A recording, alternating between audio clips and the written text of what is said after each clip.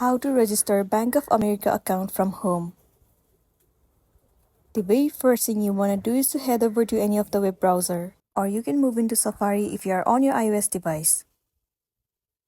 Once you are in here, in the source bar, search for Bank of America sign up. Wait for a while for it to load. It will be landing you on this page. Scroll down and tons of different sites will be visible to you, but you have to head over to the very first site. So click on it. You will be landing on the official page of Bank of America. In here at the very top, you'll see where it says sign in. Click on it.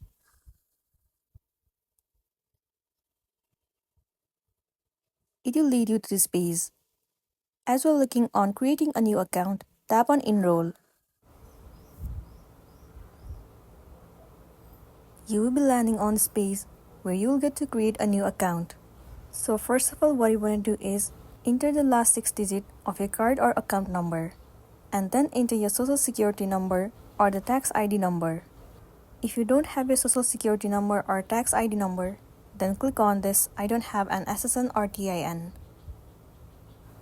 So for that, you will have to enter your checking or saving account number.